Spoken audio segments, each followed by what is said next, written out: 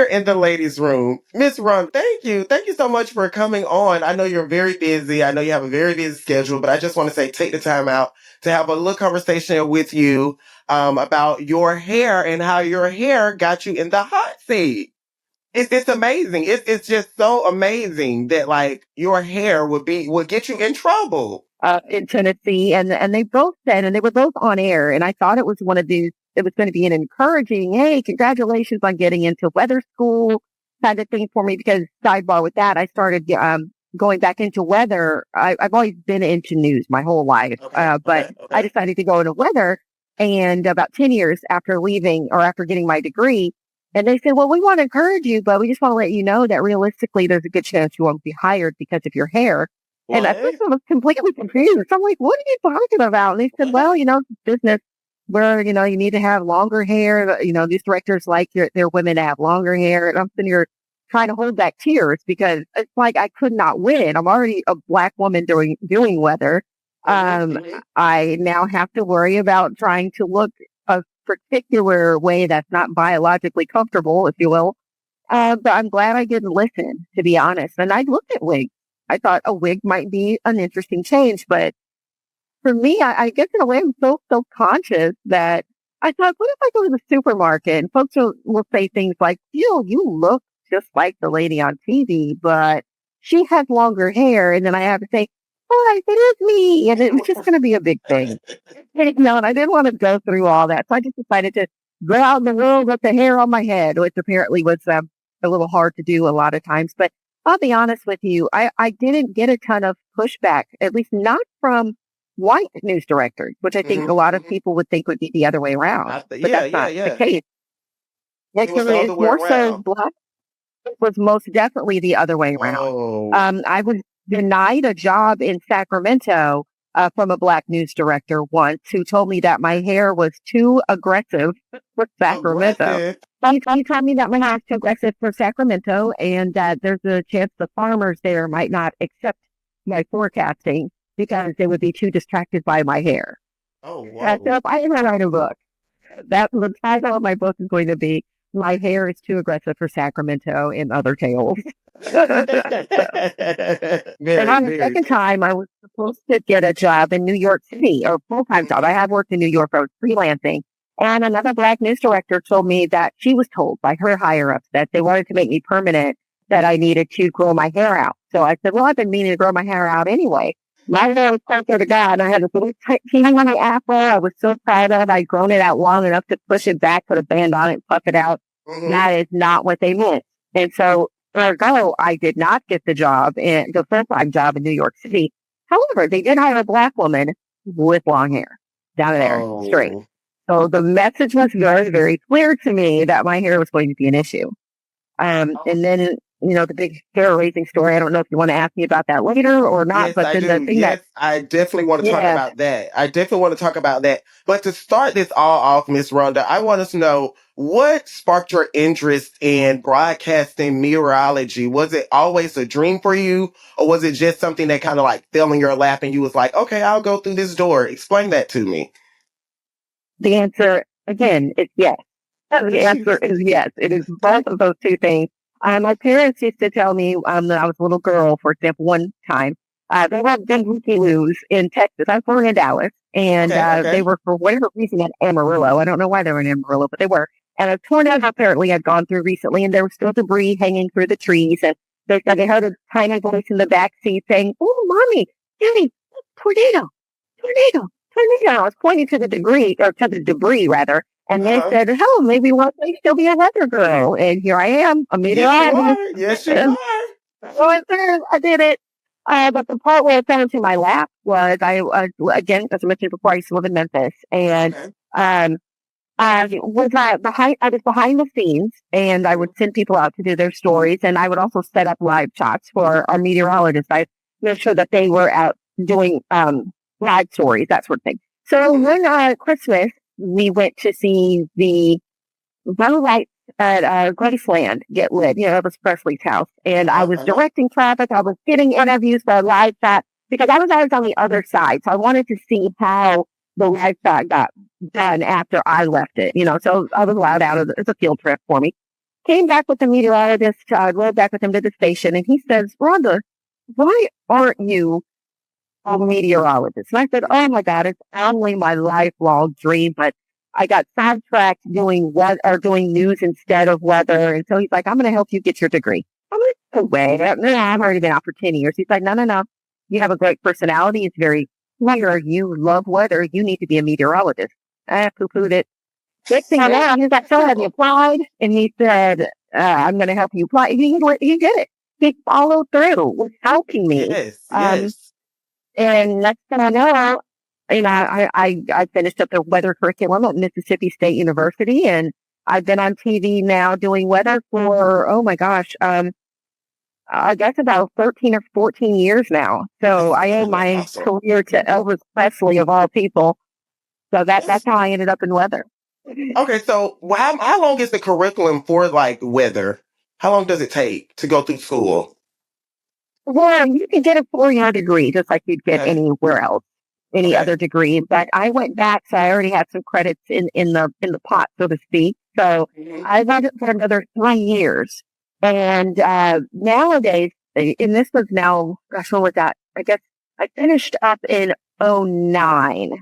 Was it Okay. 08? '09, I believe it was. And so I was doing stuff for maybe about another 2 years prior to that, full time, as a student. So I was working and a student. And at one point I was on air as well. So I Oh, was so kind of doing you had a everything at full one time. time career. You was a full I time. did. I did. You I was a full wanted to time. do it. I have a question for you. What were some of your? Could you highlight some of your struggles or some of your challenges you had earlier in your career being a meteorologist? Oh, without a doubt, aside from um, news directors and hiring managers who were woefully unsure about my hair. I mean, I honestly, it was just so bizarre that my career was going to be pigeonholed by my hair. And that Right. was always, yeah, that was always an odd kind of thing for me. I would also say, honestly, I don't know if there were a ton of barriers. I think that my rise to where I am, it was Mhm, it had its challenges, of course, mhm. with the competition for other people wanting to be meteorologists. I mean, I've been my locations are always kind of hard too. I've lived in South Dakota, and there aren't but a handful of Black people in South Dakota as a whole, and even then, they live closer to like Sioux City on the eastern edge of the state. But I was over where Mount Rushmore is. Uh-huh. And where there are definitely more Native Americans than Black people out there. And so a lot of times I feel like news directors were a little tentative because, like the guy in Sacramento, he wasn't sure how white people were going to respond to a Black meteorologist. And especially one like myself, I see myself in being a little more interesting Yes, because yes, yes, I, yes, yes. I feedback from people just even a few weeks ago. My introduction was, well, as we all know, weather can be really boring. Well, the link is here. Like, which I don't know. Like, I thought it was interesting myself. So, well, going into this perception of having to prove myself has always been huge. Um, I've had some meteorologists, chief meteorologists, who did not like me just simply because it has become very clear to be perceived as a threat to them. And it's like I've never wanted their job in the first place, I'm just here but trying for to do. some I'm just here reason, trying to do what I do. I'm just trying to do what I do. Yes. I applied for the job that was there, not your job. I Yeah, applied for right, the job right. that you offered, you know. So I think that there can be that kind of insecurity among folks and that kind of competition. But I feel like that's probably from just about any job. But I think Yeah. for me, it's a little more difficult because I mean, I am usually the first Black woman meteorologist that anyone has ever seen. Yes. Maybe I'm Yes. not first Black meteorologist, male or female, in any market, anywhere. I was the first Black meteorologist for the entirety of Spectrum News, and they go from New York to Hawaii. And Yes, I was the ma'am. first Black person who was a meteorologist within the system. Yes, So ma'am. there's a lot of barriers to get by, but we do what we can as a people. I try to lift everybody up I can, I promise. Yes, ma'am. So I want to talk to you about. We're gonna go to your journey.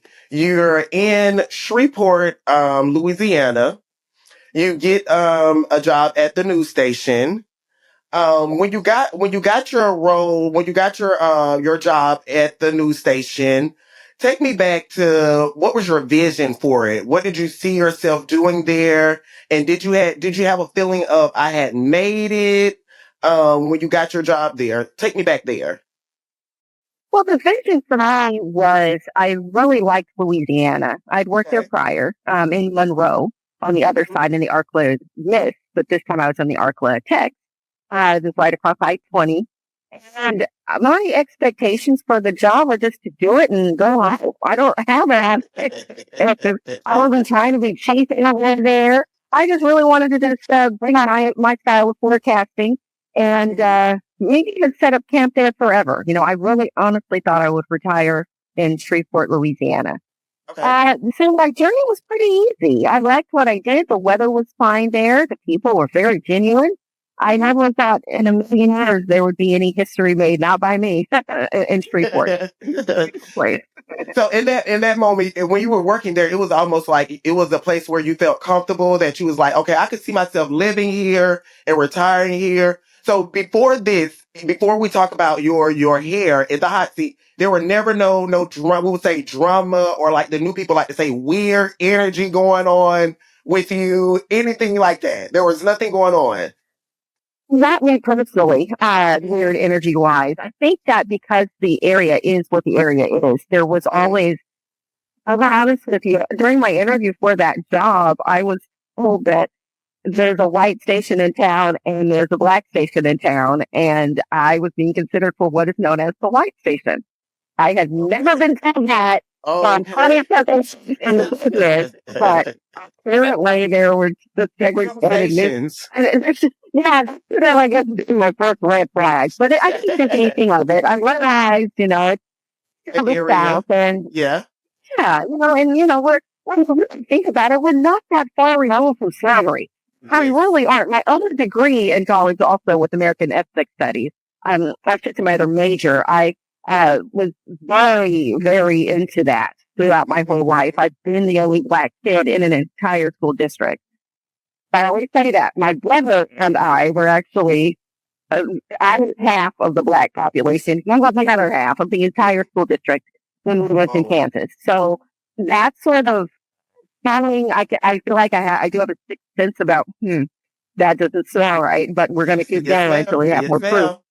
on this I one. definitely understand So you. it's like, yeah, I think when you grow up in all white environments, you do develop an extra Same. spidey sense, if you will. So Same. you know it when you see it. Yes. You might not Hmm. be able, you're not going to just call me the word, but you're No. acting like it towards me. Yes, yes, That's how I yes, feel yes, it. yes, I just feel yes. it. And I So, feel like there could have been some of that, in Louisiana as well. because not to get it was another story about a young lady who was a cheerleader and she was from Shreveport, Louisiana, where she was on a cheerleading team and they actually dismissed her from the cheerleading team because of her hair in the situations where she couldn't put it up in certain styles that other cheerleaders were able to do in 5 and 6 minutes. With her hair being natural, they actually dismissed her from it. So I'm like, is that area a little different down there It, I would when it have to comes say that to every area, well, I'm not knowing, is this like recently or this was like in 2011. Her name is an Asia 11? C. Okay. Her name is Asia Simu. She was a cheerleader at the high school there in Shreveport, Louisiana. What's interesting is out of everything, I've never heard that. I'm going to have to look that up. Now, my incident happened in 2012. Yeah, Mhm. let's see. Yeah, my phone phone in 2013. So, yeah, my incident happened in 2012. So, well, does that surprise me? I can honestly say it would not, if we're being completely frank here. And since it did precede what happened to me, there Mhm. is that possibility, but so obviously I can't really speak on her on her experience. But as far as Mhm. I'm concerned, I honestly didn't get a minimal racist vibe from the whole incident at all. Mhm. And kind of another little fun fact, if you will, my hair incident was actually secondary. I was that's kind of how I ended up with I guess, the history making, if you will, incident. I was actually let go because I replied to the man, and for whatever reason, to this day, it's still a mystery to me. But management did not like my reply about my hair comment. And that was actually the second time that I had to deal with that kind of racism outwardly on our social media. Oh wow! And when you responded, did you think in a moment of a chance that it would be something that would be like a national conversation and it would go viral, or like did you even think about that, or you was just literally responding, being your true self? Hey, I'm just letting you know how I feel about it. Once again, the answer is yes. Every time I get on social media, you have to kind of show you thinking, okay, I don't want this to go viral. I don't want to test this man out. I need to be as professional as I can. I make sure that my answer does have an element of education with it. You honestly just did not know. And again, like I said before, being the first Black person or first Black woman on air, people don't know what to expect. People don't know what they're looking at That's right off true. the bat. That's true. And That's true. so, yes, I took this opportunity to reply as thoughtfully as I could. I didn't I sent out that message right away. I actually thought about it, but it probably took me an hour and a half just to craft that 2 or 3 paragraphs or whatever that I wrote. So it was a teachable moment. The person I wrote it to took it as a teachable moment. For whatever reason, the station, that was the line. That was it. That's what they did not want crossed.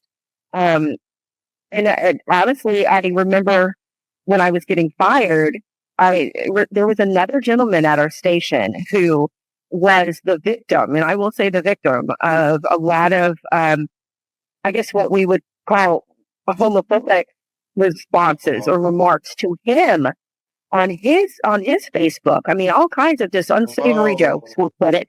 And so that reporter had to tell the guy a million times, this isn't the forum for any of this kind of talk. And he had also gone to management multiple times asking for management to block him. And I don't know why the first guy had problems getting management to stop with the viciousorbic remarks about this gay man. And Oh he wow. was also fired hours before I was. Hmm. Hmm. Hmm. So when I Hmm. was being that bad, I specifically asked, I said, wait a minute. Now, when I responded I was very calm, just like we're talking now. I said, now, I responded in my way. Now, Chris was his name. Chris has also had issues with a viewer responding to his stuff with jokes. How come I'm the one being fired? And then my boss at the time said, well, actually, we let him go too. And I said, whoa, you're firing the Black woman for defending herself, the gay man for defending himself. Understand what your thought process is. And he Right, looked at right, his right. computer screen and he looked at me and said, I'm sorry, but unfortunately, last week was your last day. And I said, okay. And Okay. I said, no more. I said, not a single word. I went, packed up my little desk, and I was escorted out of the building. And honestly, I thought what was going to happen to me next was going to go no further than Dallas. Now, Dallas is only 2 hours from Shreveport. Hmm. And I thought it was going to be minorly important news in Shreveport, maybe Dallas. Uh-huh. I had no idea. No No idea that the idea. high store. None. None. Like it, Zero. that, I honestly thought it would be local. so what I before that was did they have like a meeting, or did you get some guidelines or something like saying you can't reply to comments online, or did like was this a like is this a thing where viewers can attack you guys, or like was there something before said or done, or was God? The only, right, I see what you're saying. The only real guidance we had was when you see a post on Facebook, you should respond to it. You should respond to it. If it's something station related, feel free Hmm. to respond. And I did. And that's part of my argument. By being fired. I thought you guys said to respond to things, and I've responded twice now. The first time you didn't do anything. No, the second time I'm being let go, it is. And my answer Whoa. was sorry. Well, that was that. That's where it all ended. That is crazy. That is It is crazy. very interesting. That's very interesting. And that is very interesting. I got another question for you. At what point did you realize this wasn't just about your hair, that it was a bigger fight against hair discrimination? I never realized it. I never did. I mean, I've since been told that part of the Crown Act came from me and what Yes, happened to me. yes, But yes. but to say that I want it to happen or knew what was going to happen, absolutely not. I honestly am so proud that somebody else picked up that mantle Hmm. and run with it and change the laws so that this doesn't have to be this ongoing circle of people being fired because of how they look, because of their biology. Um, I honestly had no real expectations, and I'm really glad that there has been change. Hmm. But I do feel that um, it's a long time coming. I'm not the first woman. That's the other thing. I'm not even the first or second woman to have to deal with hair discrimination, Black women wise. I Yes. remember doing more research, and there have been other women, at least one woman I know for sure, who was let go. And also, Oprah has a very interesting story about also processing her hair to a point where she Yes. had to wear wigs because her hair fell out because her scalp was all scabbed, you know. Yeah. And then there's Tina Turner, this is someone's son, and what's love got to do with it, where she sits up after getting her vaccine, pulls out a handful of Yes. hair and starts screaming. So this is nothing new. Black women trying to acquiesce to a standard of beauty that goes past biology. Hmm. So it's just unfortunate, but fortunate at the same time that social media has brought it to our attention. So, social media is not always bad. It can be a source for good as long as we maintain that. That is true. That is so true. So when you found out that there was a buzz going on in the streets and that you were a part of the Crown Act and things being passed and all that, how did you find out about this? Did somebody say, "Hey, Miss Rhonda, turn on the TV. Look what's going on," or did somebody email you and say, "Girl, you're a part of Louisiana changing the laws when it comes to their hair do's and don'ts." How did that feel, and what did you get from that? It was absolutely terrifying. I don't have any other word for it. That was mind blowing. It started with Facebook. I remember I got on Facebook. It was just a regular day. Nothing was happening. I was looking around. What was meeting? Get on Facebook. And I had posted and pinned something at the top that said, "Hey, I've been let go from my job, but I was told if you have any complaints or issues, then to call my boss, put his direct line, call the general manager, that line, and they said they will be happy to field your phone calls." Again, I expected, one little day of something, and maybe a weekend somebody be mad. Thing I know, my Facebook page had like 3,000 new followers. I thought, well, clearly Facebook is glitching. That can't be right. And there was another 1,500 and several thousand. I said, what in the world is going on?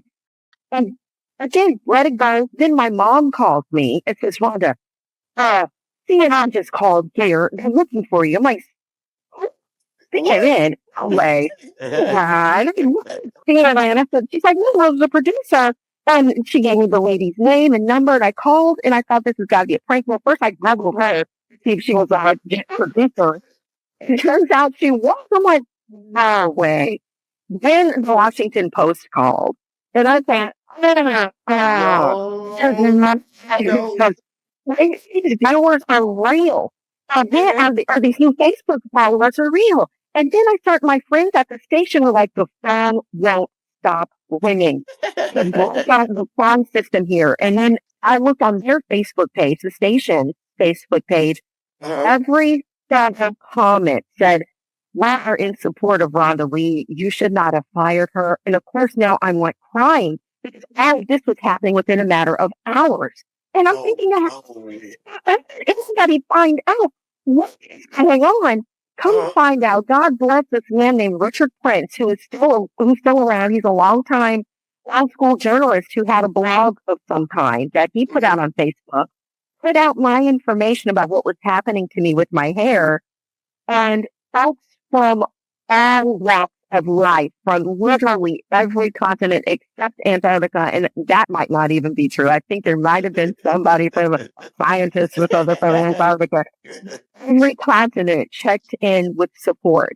That's what I tell you was mind blowing. At one point, and that's how I got to talk to Soledad O'Brien. CNN Mhm. sent a car to Shreveport and sent me to Dallas to do a 6 a.m. live shot on her morning show when she was on there. Next thing you know, a satellite truck had pulled up in my driveway, and that was for MSNBC to do several live hits with me during the day. The Mhm. View called and wanted to have me on live. Steve Harvey, when he had his talk show, Uh-huh. flew me to Uh-huh. Chicago, and I was on his show. And it was great because that actually aired in our market in Shreveport on a different station. So the eyes went somewhere else. I'll be honest, Yeah, that was yeah, they kind of got to see interesting. that. They got to see But that. yeah, they did. And you was on our network. So there was a big old picture of me right behind Whoopi Goldberg talking about reporter, call me reporter, but that's okay. From Shreveport, Louisiana, was fired for defending her natural hair. There's my picture on Hot Topics from the View. Yes. And, and I love my friend that job anywhere else. And honestly, I did see another difference there where, Mhm. you hear people who tragic things happen to them and they get hired right away by somebody else. It took me 2 years. Nobody would Okay. touch me in the news business. Nobody. And it was Whoa. right around that time where Michael Brown, when Ferguson was taking Mhm. place. Mhm. Mhm. So there was at least that kind of racial awareness. Black Lives Matter was in full force. Trayvon Martin's verdict, well, his incident and the verdict were around that time as well. So there were a lot of Black issues. The term woke, which for some reason has been turned into a dirty word, which I hate. Don't say that. Mhm. No, woke is what it is. And Black folks made it up, and like I Mhm. said, that became a rallying cry for I think the wrong reason, and that Right. really Right. hurt Right. me. But that's when that term became popularized. So there were the whole Black Lives Matter movement and my hair incident coincided. That and other instances I was hearing of Black women being shunned for the hair that they have on their head. So it was kind of a perfect storm. And I Mhm. never Mhm. expected in a million years that I would be somewhat in the center of that. It was the same week that Susan Rice was having issues as Mhm. well. So it was Susan Rice and them were having a very bad day. And somebody wrote that. It's an actual article that says Susan Rice and Randall County having a bad day. And the fact I'm in the same sentence as Susan Rice is still mind boggling. But I think that since so much good came from it, the end result was positive, and I'm glad to to have been a part of such an important movement that went worldwide. That was the other thing. Yes, that it was a very worldwide moment. So in that, okay, so you went through this moment, you did your interviews, within those 2 years of you working and getting finding work. What were you doing? What was like a day for you around that time of you getting back into the field? Were you still practicing? Were you still doing anything? What were you doing around that time? Well, there is a light to come out of this whole thing. My son was born, so I was, this is, Yes. and Yes. so I was quite pregnant, and so that was at least a moment where I got to take care of myself and take care of my burgeoning family. So I would say, all told, it wasn't a complete bust. But after I did have him, and I was trying at that point to get back on television, it was still very difficult because Mhm. the directors would ask me, "So why haven't you worked in the last year?" And me being honest, usually my first mistake. I told them I was surprised they hadn't Googled me. That was strange. I felt like they should have known why I wasn't, but they didn't. But I was still, I was pregnant. So I did get to have my son in peace. Mhm. But also, I had a little incident here in Shreveport, and I wasn't allowed to even mention it. In fact, to this day, part of the settlement is I'm still kind of stymied from mentioning some things in a particular fashion, to be honest. Okay. And so if I'm asked, I can answer, but I'm not allowed to even volunteer unless it's Oh, for job purposes. But for job purposes, it's always okay to mention why it was. I was out of the business for a while, and so that's why it was kind of frustrating when I would get close to landing jobs. The news mhm. director would Google me in the middle of our interview. I could hear him, and then the next thing I would hear was, "Okay, well, thank you so much. If we're interested, we'll give you a call." And they would go. That was it. Really? Oh, very often, So very what was often. your So I what got was out your of the turn? business. What was your turning point for you when you was like, okay, the sun is starting to let up on me, and I can see the light from Miss Rhonda being back in front of the Uh, camera? What was your turning point? the turning point was COVID, of all things.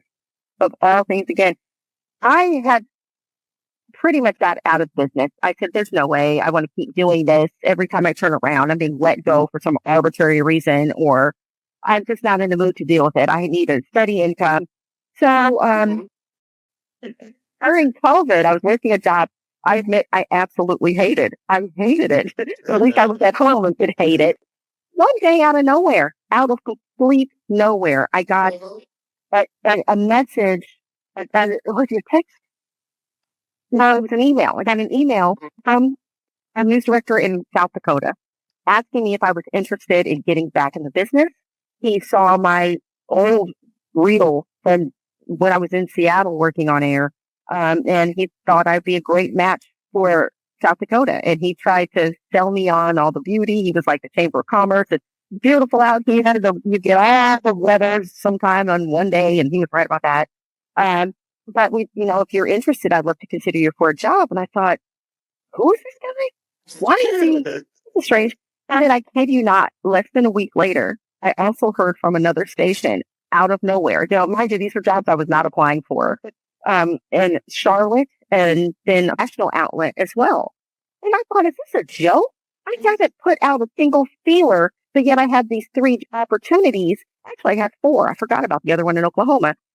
All this stuff literally got just fell. I mean, all of a sudden, just fell right in my Fell in lap your lap. and on my lap. And I got offered three different jobs, not just offers. And so to tell you, how did I get back in the business? I don't know. It fell and it fell. It just COVID. I guess kind of just came in out of nowhere. And so the So funny thing is looking back, here we are. yes. So what piece of advice would you give your younger self? I would say this. What piece of advice would you give yourself early in your career when you was in Shreveport that you would tell yourself today? Oh man, that's an excellent question. Straightforward Rhonda, I would tell her,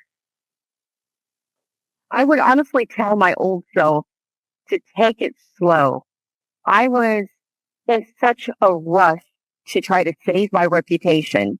So I didn't want to be seen as some troublesome person. I Or don't think aggressive, like what the guy said, aggressive. Aggressive. why Yes, yes, aggressive, right? yes. And I would tell myself to enjoy the time that I have with my son. Because I'll be Mhm, honest with you, I did not. I felt like even though, I had a shower for his birth and the whole process of going to doctors and sonograms and all the fun that goes along with having a baby. I don't think I took full advantage of that just because I was so afraid for my own future. mhm, Um, I think I really did lose the forest from the trees. And I would tell myself to don't worry about it. Things are going to be fine. Of course, everything is hindsight. But I really wish I had taken more time to slow down and not worry about that part of the future so mhm, much mhm, because I mhm. do think I missed a lot of time that I will never have again. So always just kind of remember that. Now, obviously, there are people who can't do that, but I would say be realistic. Be Yes. realistic. These things are not going to fall into your lap. Um, and although I think I expected them to because I'd seen it happen for others. Like there was a woman who got a mean email once because she was overweight. Next thing you know, she's on the cover of Mademoiselle magazine. I don't even know if there is still a Mademoiselle, but anyway, she was on the cover of a magazine. I never got a magazine cover. No, and but she did. She responded on air to somebody who fat shamed her, and things started to fall into her lap. And I expected my lap was wide open. I'm waiting. Why don't I'm Let ready? I'm here. I'm lap is ready to go, and it didn't happen like that.